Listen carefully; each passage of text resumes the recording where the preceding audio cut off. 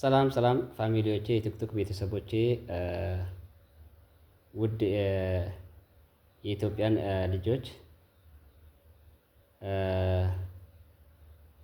አገር ውስጥም ከሀገር ውጭም ያላችሁ እኔ ትንሽ ዛሬ በአክሱም በተደረገው ሙስሊም ላይ በተደረገው መስጊዶች በተዘጋው ጉዳይ ትንሽ ለማውራት ነው የምፈልገው። ማውራው ብዙ ነገር የለኝም፣ ግን ምንድነው የክርስቲያን ወንድሞቻችን የሚልከው መልእክት እስልምና አሁን ወደለም የመጣው ሃይማኖታችሁን ደግሞ እንደምታከብሩ ማክበር አለባችሁ። የሙስሊም ማህበረሰብም እስላም ደግሞ የሰው ሃይማኖት ነክቶ አያውቅም። አክሱም ላይ እየተደረገ ያለው ነገር በጣም በጣም በጣም የሚያሳፍር ነገር ነው። ክርስቲያንና ሙስሊምን በየቦታ አንድ ላይ ነው ያለው፣ አንድ ሀገር ላይ ነው ያለው። ቤተ ክርስቲያንና መስጊድ አንድ ሀገር ላይ ነው ያለው በየቦታ። ሙስሊም እኮ ፈርቶ አይደለም፣ በፍቅር ስለሚያምን ነው። የሰውን ሃይማኖት በመንካት ደግሞ አያምንም፣ ሰውን በመግፋት አያምንም። ስለዚህ አክሱም ላይ እየተደረገ ያለው ነገር በጁምዓ ሰላት ዛሬ ሁለት ጁምዓ እንዳይሰግዱ ተደርጓል። ነገ ደግሞ ምን እንደሚከሰት እናያለን። ከዚህ ድርጊት የክርስቲያን ወንድሞቻችን ተቆጠቡ፣ ወንድሞቻችን ሃይማኖታችን አክብሩ፣ ሰውም አክብሩ፣ የሰውን ልጅን አክብሩ። ተንኮሳ በተለያየ ሁኔታ አትፍጠሩ።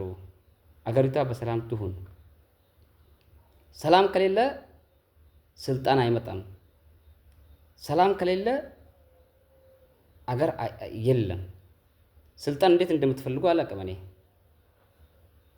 ስልጣን እንደዚህ አምሶ ወስዳለሁ የሚል ኃይል ነገ ይሄን ስልጣን ከወሰደ በኋላ ምን እንደሚሆን አላውቅም። ይሄ ሁላ ለስልጣን ፍጆታ ነው።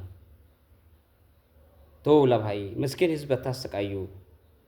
አገሪቷን ሰላም አታሳጡ።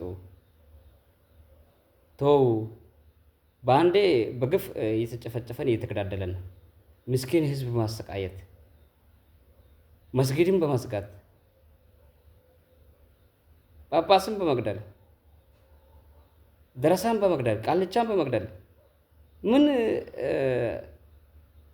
ስልጣን እንዴት ነው በእንደዚህ አይነት ሁኔታ ሊመጣ የሚችለው? ህዝብን እየተሰቃየ ህዝብን እያሰቃያችሁ፣ አረ ተው በእናታችሁ ኢትዮጵያ ሰላም ትሁኑልን፣ በሰላም እንኑር። እኛ አገሪቷን አብረን እናበልጽጋት፣ በጠረጴዛ ዙሪያ እንወያይ፣ ያለውን ኢሹዎች እንፍታ።